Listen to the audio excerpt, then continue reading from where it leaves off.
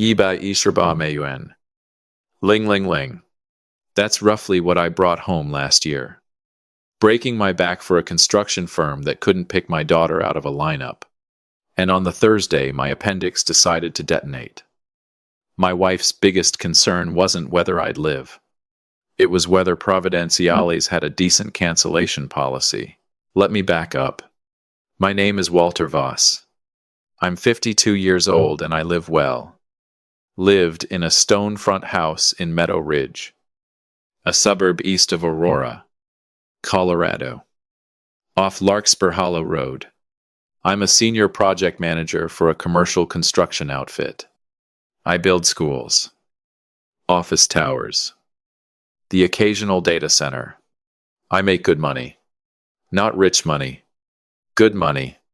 The kind of money that lets you take your family to the Turks and Caicos for 8 days and still sleep at night. Or so I thought. You spend 22 years thinking you're building a family. Turns out, you're just building a very expensive stage set. I didn't know that yet. Though, 2 weeks before this story really gets going, all I knew was that my back hurt. My knees clicked, like a rusted hinge. And I hadn't had a real Sunday off in 4 months. See, here's the thing about being a husband and a father in my house. Love isn't something you say, it's something you do. Quietly. While everyone else is asleep or scrolling on their phones.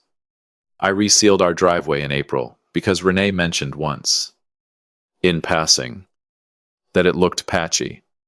I spent 3 straight Saturdays underneath Kayla's Honda CR-V, replacing her brake rotors, because she'd said the dealership quoted her $850 and that's basically a mugging. Dad, nobody asked me to do any of it. I just did. And in February, staring at our shared calendar at 1 in the morning after everyone else had gone to bed, I decided I was going to do something big. Something they'd remember. Providenciales, I said, sliding my phone across the kitchen island to Renee on a random Tuesday. Oceanfront villa. Private pool. 8 days. I already booked it. Renee's eyes went wide. Genuinely wide. For once not the polite performance wide she does for her interior design clients. Walter, how much did this cost? 9 grand and change. I said, don't worry about it. 4 words I would replay in my head for the rest of my life like a bad song stuck on repeat. Kayla came thundering down the stairs in her workout clothes. Wireless earbuds still in. And when Renee told her, she actually screamed. Actually hugged me. For about 4 seconds. I was the best father in Arapahoe County. Dad, you're literally the best. I'm telling everyone, Kayla said. Already typing. Just maybe wait until we're actually there. I laughed. Don't jinx it. She didn't hear me. She was already posting. I want you to remember that moment, the screaming. The hug, because it's the last time in this story either of them looked at me like I mattered more than what I could give them. If you're new here, welcome. This story is going to take you somewhere. Drop a comment letting me know where you're watching from. And hit that like button before we keep going. Trust me, you're going to want to see how this ends. 4 months of 10-hour days paid for that trip. I picked up every overtime shift the firm offered. I ate gas station sandwiches in my truck during lunch instead of driving home, just to save the time and squeeze in 1 more hour on site. By the time the trip rolled around, I was running on fumes and energy drinks.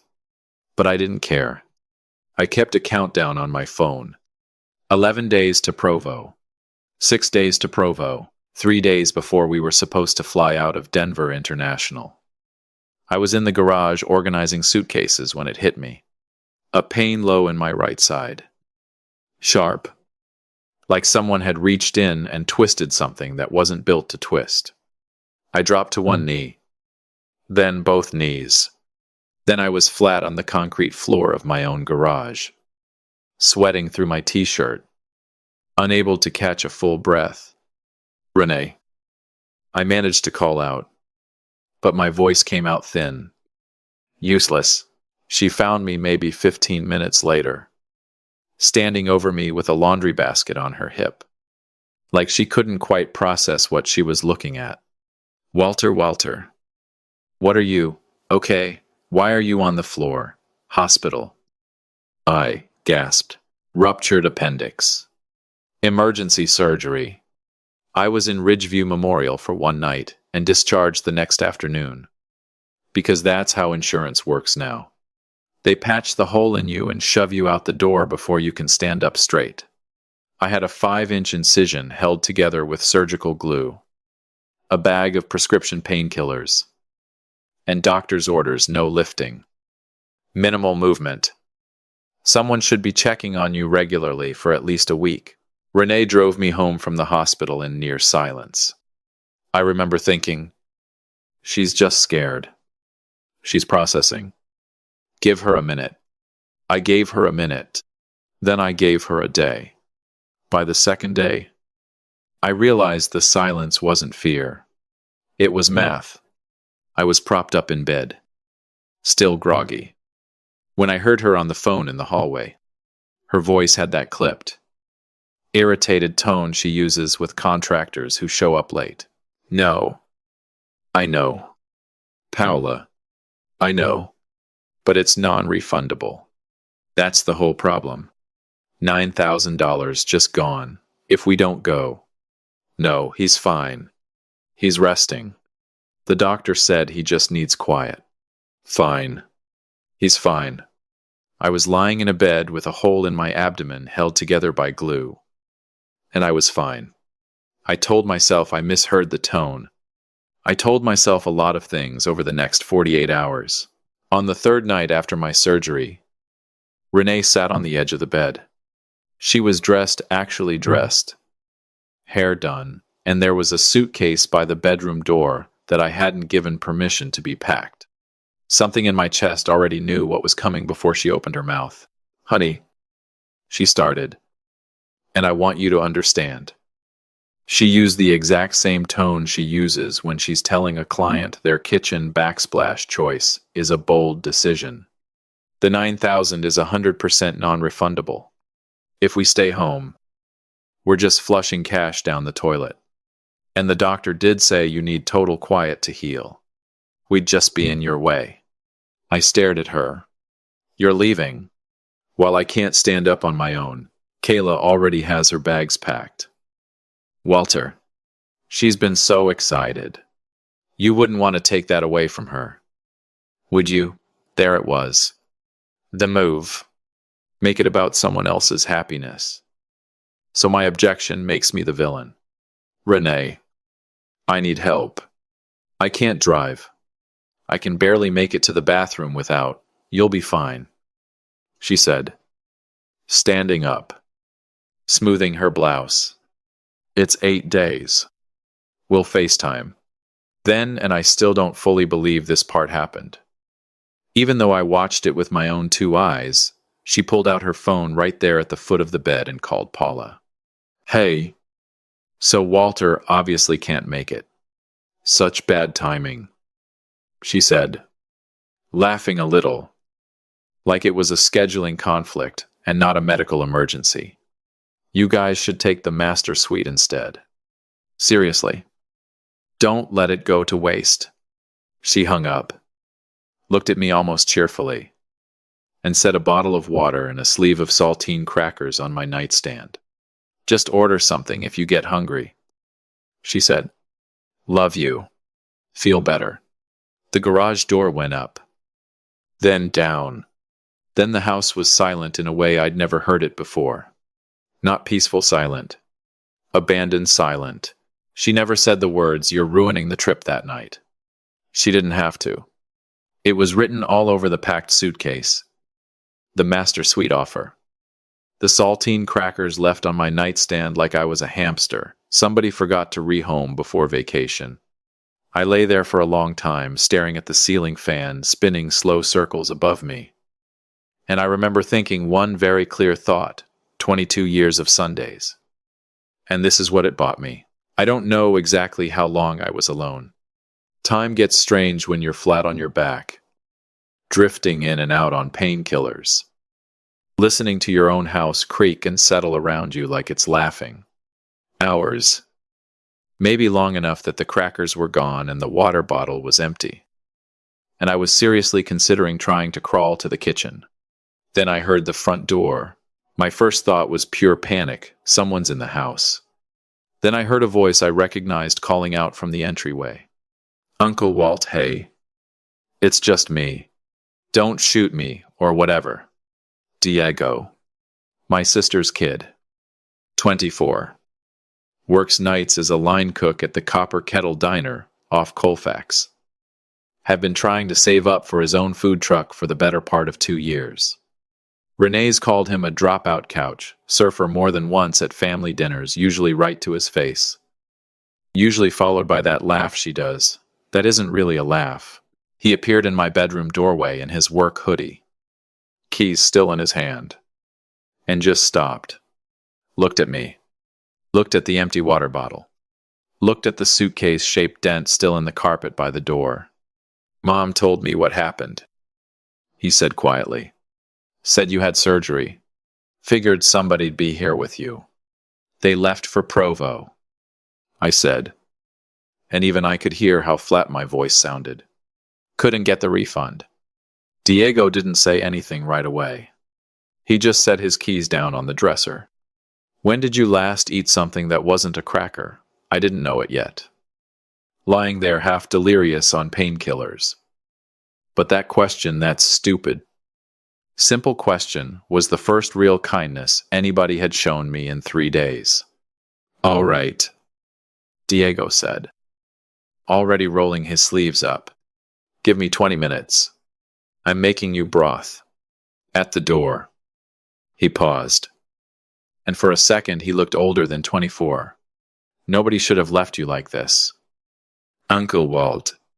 That's messed up. He disappeared down the hallway toward the kitchen. And a few minutes later I heard cabinets opening. A pot hitting the stove. The low hum of him talking to himself the way cooks do when they're working. I lay there in the dark. Incision throbbing. House finally smelling like something other than antiseptic and abandonment. And my phone buzzed on the nightstand. New photo. Renee. Kyla. And 2 women I recognized as Paula and Diane. All 4 of them grinning on a white sand beach. Drinks in hand. Golden light behind them.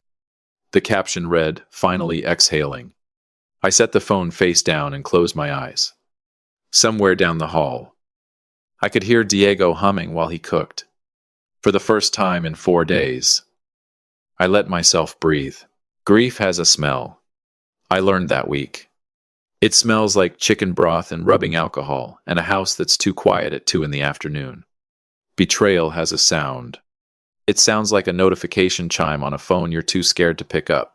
By day 2 of the trip, I was walking short distances on my own, hunched over like a man twice my age. One hand pressed against my incision like I could hold myself together if I just pushed hard enough. Diego had gone home to shower and grab clothes, but promised he'd be back that evening. For a few hours it was just me, the ceiling fan, and my phone sitting on the nightstand like a loaded gun. Around noon, it went off. Kayla, how are you feeling? 4 words. That's all it took to crack something open in my chest that I didn't know was still capable of cracking. I sat up too fast, wincing, and typed back a response before I could stop myself. Not 4 words. A real one. Better today. Sore but okay. Diego's been amazing, made me broth and helped me get around. Miss you. Kiddo. Wish you were here to see the driveway I resealed. Thought about you the whole time I was out there. Hope you guys are having fun. Love you. I sat there staring at those 2 gray check marks like a teenager waiting on a text back from his first crush. Pathetic. Probably. I didn't care. An hour later. Nothing. By evening, Nothing. She's probably just busy. I told myself. Pool time. Dinner. Whatever. She'll circle back. She circled back the next morning. Just not the way I'd hoped. I was scrolling. Bored. Restless. Trying to distract myself from the throb in my side. And Kayla's TikTok popped up in my feed because Diego had insisted I follow her so you can see what she's up to instead of asking her 100 questions. There she was, in a swimsuit doing some kind of lip sync bit with Diane's daughter. And the caption read, "When your dad texts you, a novel about resealing a driveway while you're in paradise. LOL, number dramatic dads, number dads belike." 41,000 views. I read that caption maybe 6 times, waiting for it to say something different. It never did. I deleted the draft I'd never sent the second. Longer one. The one where I'd started to write about how scared I'd been on that garage floor.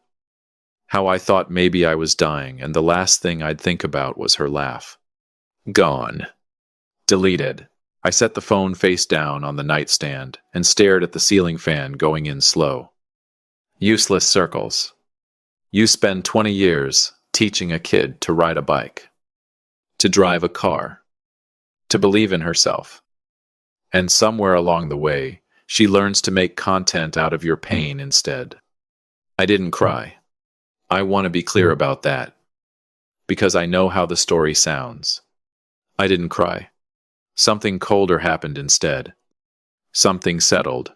Diego came back that evening with a grocery bag from a market off Havana Street, Poblanos.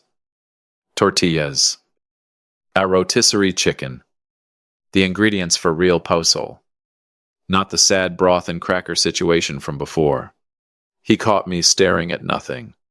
"You good?" he asked, setting the bag on the counter. "Fine," I said. The word tasted like ash coming out of my mouth.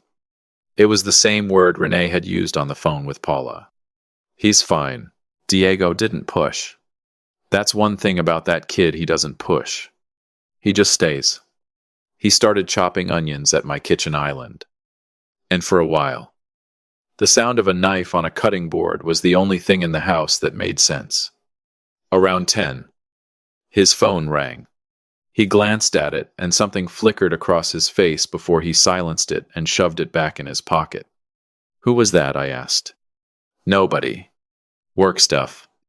I let it go that night. I shouldn't have, but I let it go. 2 days later, I overheard him on the back patio, thinking I was asleep. His voice was low, tight, the kind of tight that comes from trying not to raise your voice at your own mother. "Yeah, I know. Ma, I know it was a big opportunity. Kitchen manager. Benefits. The whole thing. I know. App house. What was I supposed to do?" Huh. Uncle Walt literally can't get out of bed by himself. "You want me to just what? Leave him here?" Another pause. Longer this time. "No. I already called them back. Told them I couldn't do the interview. It's done." "Ma." "Drop it." I lay very still in the dark, staring at the crack of porch light under my bedroom door. And I felt something twist in my chest that had nothing to do with my surgical scar. A 24-year-old kid who Renee calls a dropout couch surfer behind his back. No. That was never him. That was her name for him. He never once called himself that, just gave up a real shot at a real job for me. And he wasn't ever going to tell me. I didn't say anything to him about it. Not then. But I remembered. I remember everything. That's sort of my problem, if you ask Renee. I remember every Sunday I spent under a car for people who couldn't be bothered to remember my blood type. Day 5 brought the phone call. It was late, around 1 in the morning, and I was half asleep when my phone lit up the room. Renee. I almost didn't answer. Some petty, wounded part of me wanted to let it ring out. But old habits die slow. And 22 years of marriage doesn't unwire itself in 5 days. "Hey." I said, voice thick with sleep. Hey. Her voice was soft. Softer than it had been in months. Actually, with a slight slur that told me there'd been a few margaritas involved. I'm sorry. I know this has been hard for you. I needed a break. Walter. I felt like I was drowning. The house. Kayla's tuition. The design business not taking off the way I wanted. I just needed to breathe. For one stupid, hopeful second, my chest actually loosened. Maybe she's coming home early. Maybe this is the moment 22 years of marriage remembers itself. Renee. I said carefully, if you're drowning, come home. We'll figure it out together. That's what we do. I know. She said. I know. I just need a few more days. I'm sorry. Walter. I really am. We hung up. I lay in the dark a long time after that, turning her words over like stones, looking for the version of them that meant what I wanted them to mean. I found my answer at 9 the next morning. Instagram. A new post, Renee, Paula, and Diane in white robes at some resort spa. Cucumber water in hand. Faces slathered in green clay masks. Laughing at the camera. Self-care isn't a luxury. It's maintenance. I went through that caption the same way I'd read Kayla's TikTok caption 2 days earlier. Over and over. Waiting for it to mean something other than what it obviously meant. She wasn't apologizing to me. She was apologizing for herself. There's a difference. It took me 22 years and a ruptured appendix to learn it. But there's a difference. I set the phone down on the kitchen counter hard enough that Diego looked up from the stove. You okay? Fine. I said again. That word. That useless. Load-bearing word. The mail arrived at 11 that morning.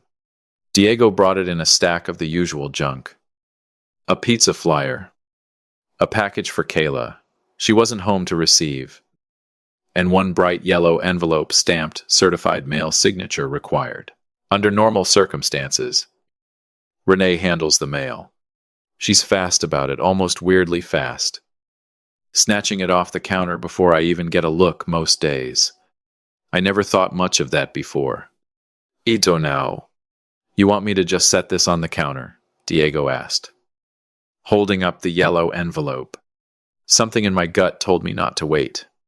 Open it, I said. I can't really grip things right now. Just read it to me. He tore it open, unfolded the letter, and I watched his face change as he read it, the way his eyebrows pulled together, the way his jaw tightened. Uncle Walt, this is from the mortgage company. Read it. He cleared his throat. It says notice of default. Loan is 120 days past due.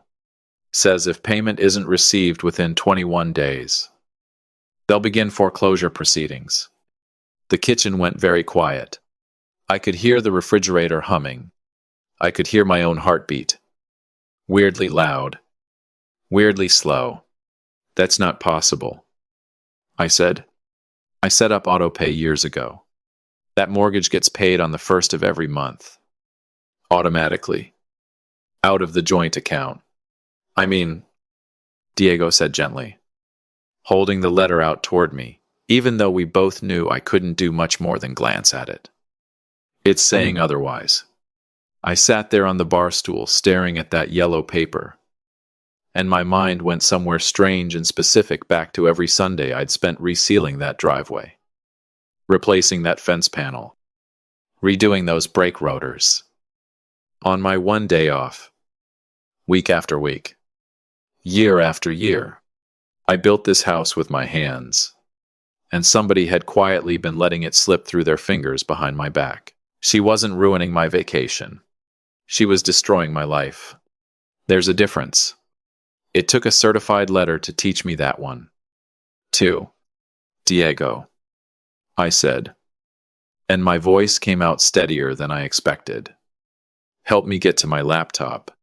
It took him practically lifting me off the bar stool to get me to the office. And even sitting hurt. The incision pulling tight every time I leaned forward. But I needed to see this myself. I needed to stop being told things and start knowing them. I tried to log into our joint bank account. Password incorrect. I tried the mortgage servicer's website. Password incorrect. Every single financial account I could think of. Same result. They've all been changed. I said, mostly to myself. Changed how? Diego asked, leaning over my shoulder. I don't know yet. I'm about to find out. I called customer service for the mortgage company. Sat through 20 minutes of hold music with a looping acoustic guitar riff.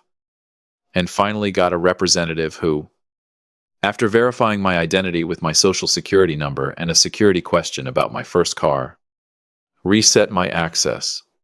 What I found when I logged back in made my stomach drop somewhere around my ankles. Paperless statements enabled. Primary contact email, not mine. Not even close to mine. Some address I didn't recognize. A string of letters and numbers that meant nothing to me. I dug further. 2 personal loans. Both co-signed. Both bearing what was unmistakably my signature, except I had never signed them.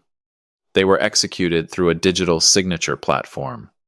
I don't use digital signatures for anything. But there my name was. Authorizing 2 loans totaling $65,000. I looked at the timestamps. They were finalized on the exact Thursday afternoon I was wheeled out of the operating room at Ridgeview Memorial. The digital certificate's IP address matched our home Wi-Fi. It was sloppy, desperate, and legally brain-dead. The platform's audit trail was a flashing neon sign pointing directly at her laptop. Diego, I said, my voice flat and distant. Pull up her design business's Instagram. The LLC one. He did. We scrolled through months of posts. A leased Range Rover she called a client meeting vehicle. A closet's worth of designer clothes. A booth at a home and garden show that probably cost more than a year of college tuition. None of it made money. It just spent it. I looked closer at the bank ledger for her LLC. The $65,000 loan had hit her business account. And within 48 hours, she'd transferred large chunks of it directly to Paula and Diane as reimbursements. She didn't just buy clothes. Diego, I said, the math finally locking into place. I paid $9,000 for the villa and flights. But the $2,700 a day chartered catamaran, the private spa days, the VIP beach club passes. She used the forged loan to fund the lifestyle she couldn't afford on her own. And she literally paid her friends to come with her. She used stolen money to upgrade a vacation I already paid for. Diego didn't say anything for a long moment. Then, quietly, you need a lawyer. Uncle Walt. Like, tonight. I called my company's corporate counsel first. Mostly out of habit. He handles contract disputes. Not this, and he referred me to a family law attorney named Foster Bramwell, who specialized in exactly this kind of thing, though I doubt even he sees this particular combination very often. Forgery, fraud, and foreclosure, all wrapped up in a beach vacation caption that said, finally exhaling. Foster's voice on the phone was calm in a way that made me trust him immediately. The calm of someone who has seen far worse than this and isn't rattled by any of it. Here's the hard truth. Mr. Voss, he said, if you report the forgery to the bank and to law enforcement, your wife is looking at federal charges. Bank fraud. Identity theft. This isn't a slap on the wrist. If you don't report it, that $65,000 in debt is legally yours. Your name is on it, whether you signed it or not, unless we can prove otherwise. And if I do report it, then you have leverage most people in a divorce never get. He said, real leverage. The kind that ends negotiations before they start. I sat with that for a long moment, staring at the fraud documents glowing on my laptop screen, my incision throbbing dully under my shirt. The house silent around me, except for the low sound of Diego washing dishes in the kitchen. 22 years. She'd forged my name on paper. But somewhere along the way, she'd forged the whole marriage. 2. Made it look like something it wasn't. Signed my name to a life I never actually agreed to. My phone buzzed on the desk. I almost didn't look. I looked anyway. A new TikTok. Posted 4 minutes ago. Kyla, Renee, Paula, and Diane on a chartered catamaran. Champagne glasses raised. Sun setting gold behind them. Finally, away from the negative energy at home. I set the phone down, closed the laptop, and looked out the office window at my quiet, half-mortgaged, half-defrauded house. Enjoy the champagne. Ladies, it's the last thing on this trip that's actually going to taste sweet. If you've been listening for a while, drop your thoughts in the comments. Hit the like button while you're at it. And make sure you're subscribed. There's a particular kind of quiet that settles over a house right before it becomes a courtroom. I didn't know that until the night I turned off 2 credit cards from my kitchen table in Meadow Ridge. And listened. 2,000 miles away, in spirit, if not in distance. To my wife's entire vacation collapse in real time. Diego had gone to grab us dinner from a taco spot off Havana Street. Because by that point in the week, we'd both silently agreed the broth season was over. I sat alone at the kitchen island with my laptop open. Foster Bramwell's number saved in my recent calls. And a decision already made. You don't get to steal a man's house and vacation on the proceeds. Not on my watch. Not anymore. I logged into the banking app. 2 cards, Renee's platinum card, tied to our joint account. The one she'd used to fund half the trip. And her personal card. The one I now knew was backed by one of the forged loans. I hovered my thumb over the toggle for a long moment. Last chance to be the reasonable one. Last chance to just let it slide. Keep the peace. Be the bigger man. I'd been the bigger man for 22 years. Look where it got me. I switched both cards off. The text came in around 10:15 that evening while Diego and I were eating tacos out of foil wrappers at the counter like 2 guys at a job site instead of a kitchen island in a 5-bedroom house. Renee card declined at dinner. Must be a bank error. Can you check? I didn't respond. Diego glanced at my phone. Then, at me. And just kept eating. 10 minutes later. My phone actually rang. I let it buzz twice before I picked up. And when I did, I could hear restaurant noise behind her silverware. Low chatter. Somebody's laugh at a nearby table. Walter Renee's voice was pitched low. Urgent, the voice she uses when she's trying to sound calm in front of people while she's anything but. So weird thing. My card just got declined at dinner. Both of them. Actually, can you check what's going on with the account? I know what's going on with the account. I said. I turned the cards off. Silence. Real silence. The kind where you can hear someone recalibrating on the other end of the line. You what, Walter? We're at dinner. There's like 6 of us. This is completely, her voice dropped even lower. And I could picture her exactly. Stepping away from the table. Ducking into the restroom. Hand cupped around the phone. Are you trying to humiliate me? My cards are declined in front of Paula and Diane. Turn them back on right now. And there it was. Not concern for our marriage. Not even embarrassment about the debt. Just the mortifying possibility that Paula and Diane might see the cracks in the foundation before she'd finished plastering over them. I kept my voice level, calmer than I'd felt in 11 days. I didn't turn them off to humiliate you, Renee. I turned them off because they're my cards. My name, my credit, my signature well. Some of it's my signature. I'm sure Paula and Diane can cover dinner. Don't rush home on my account. I hung up before she could answer. Diego looked at me over his taco, eyebrows raised, chewing very slowly. Damn. Uncle Walt. Yeah, I said. Damn. I didn't sleep much that night. But for once, it wasn't the incision keeping me up. It was strategy. I sat up against the headboard with a legal pad. Foster had told me to keep write everything down. Dates. Dollar amounts. Screenshots. All of it. We build the case before we build the confrontation.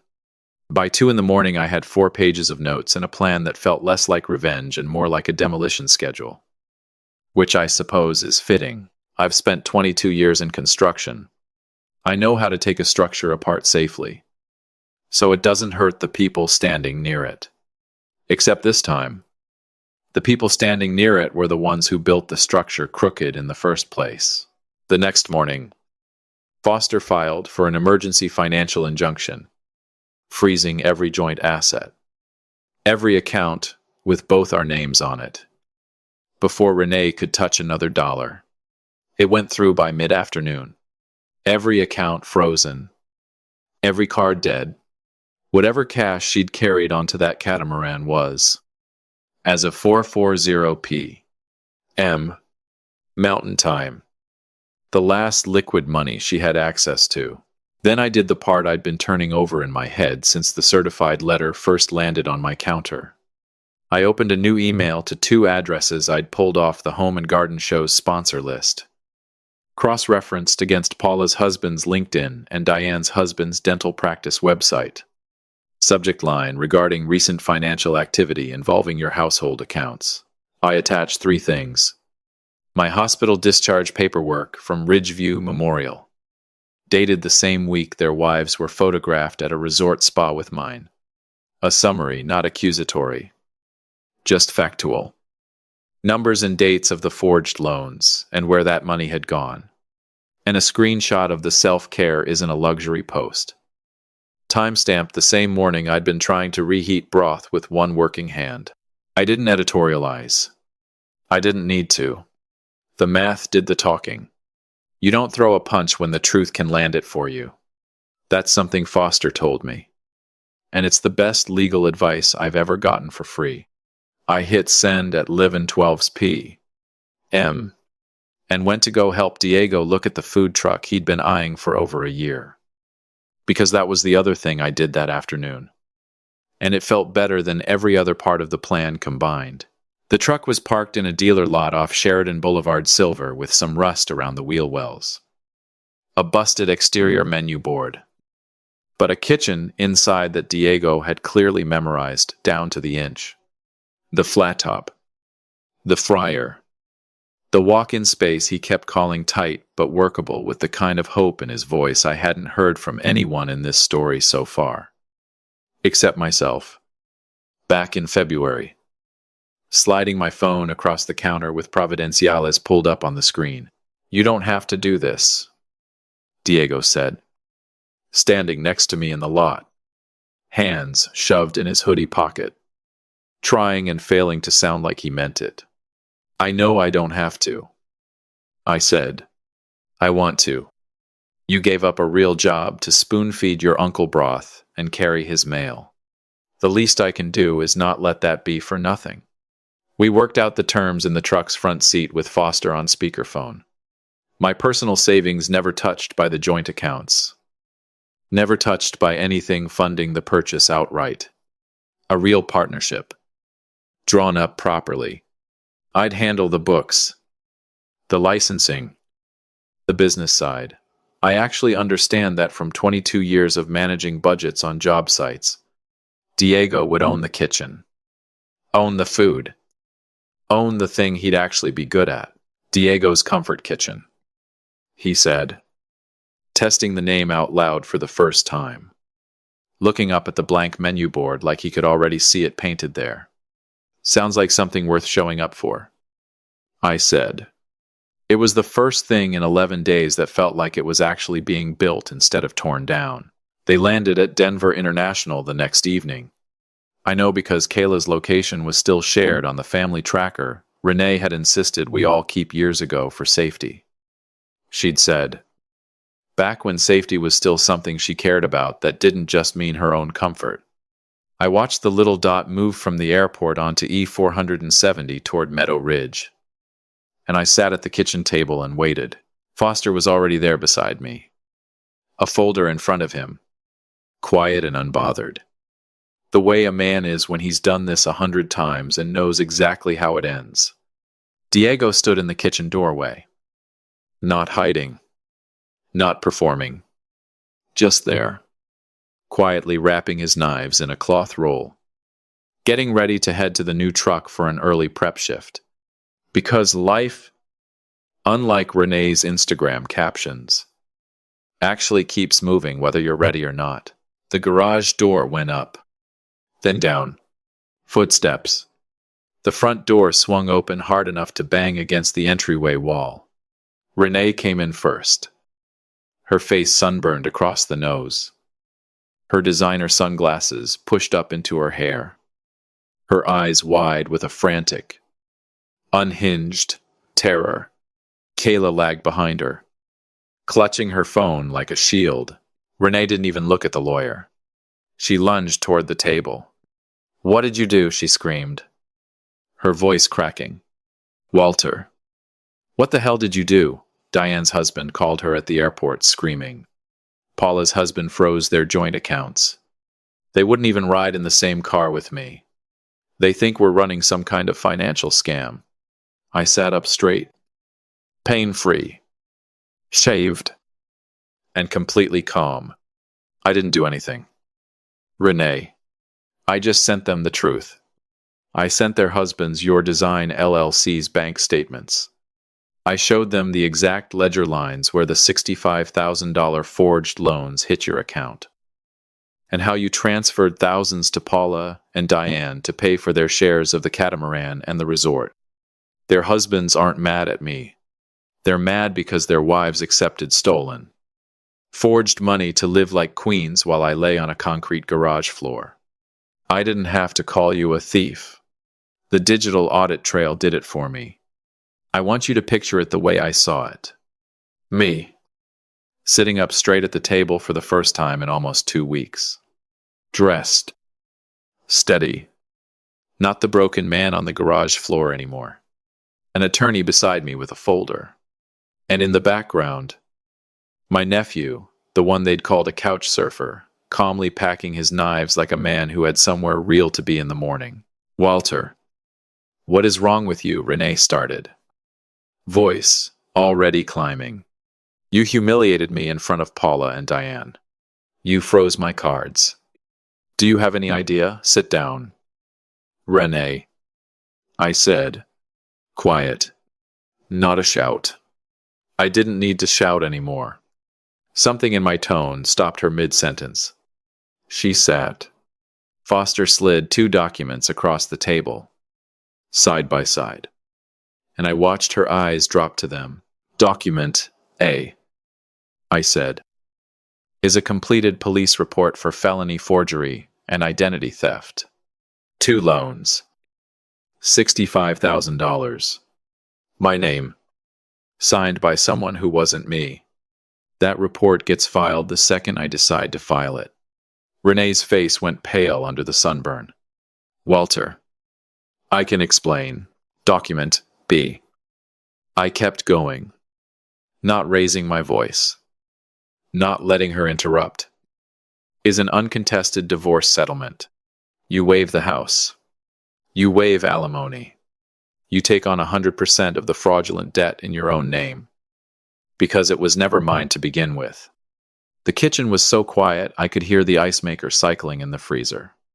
"If you sign document B, I absorb the credit hit. I pay off the bank myself. And you walk away broke but free.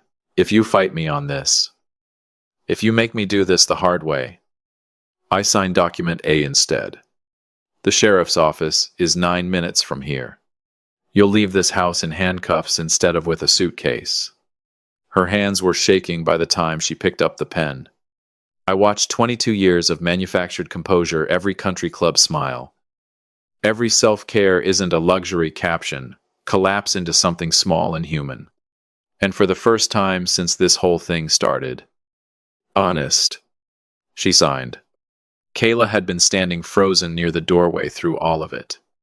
But the second the pen left her mother's hand, she found her voice. Are you serious right now? You're destroying our whole family over a stupid vacation? It was never about the vacation, I said. And I felt something in my chest go very still and very calm. Sit down. Kayla. She didn't sit. But she didn't leave either.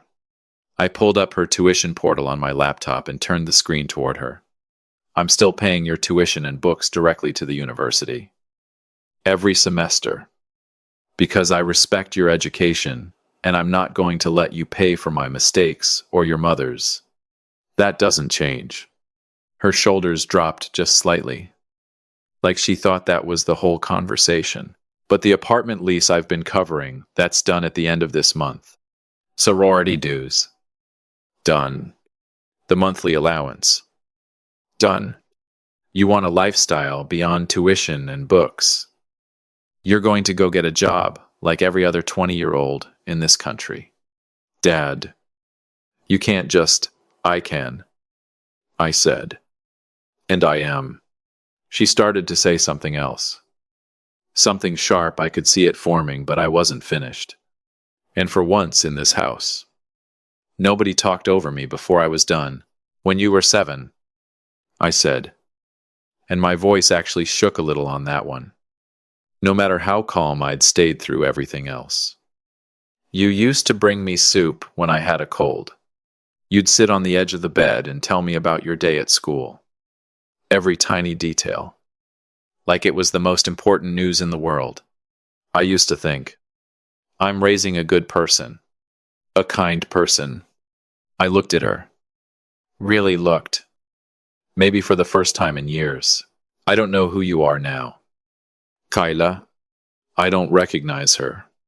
But I hope someday you remember who you used to be. Because that girl was worth a lot more than the one who filmed her father asking for help and turned it into a joke. Kayla didn't scream. Didn't storm out. She just stood there and broke quietly. Tears running down a sunburned face. And I think, for the first time, she understood she wasn't just losing an allowance. She was losing me. The fallout moved fast after that. Paula and Diane cut Renee off completely, desperately trying to paint themselves as innocent victims to save their own marriages. The country club friendships Renee had spent years building on forged debt dissolved in under a month.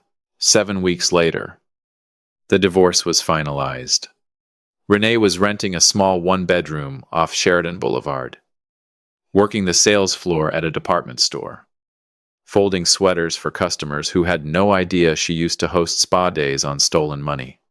Kayla tuition still paid directly to the school, but nothing else had to pick up shifts at a coffee shop near campus. Finally learning what $1 actually costs. As for me, I sold the house. There were too many memories of a driveway I resealed for people who never once said thank you. I used my untouched personal savings to help Diego finish outfitting the kitchen properly, a new fryer, a rebuilt generator, a fresh coat of paint. Today, Diego's comfort kitchen is painted clean across the side, parked most mornings near the light rail station on Colfax. Diego runs the flat top like he was born to do it, shouting orders and laughing with a line of regulars that stretches down the block. I sit at the window, running the register and managing the books, using 22 years of project management to build something that's actually ours.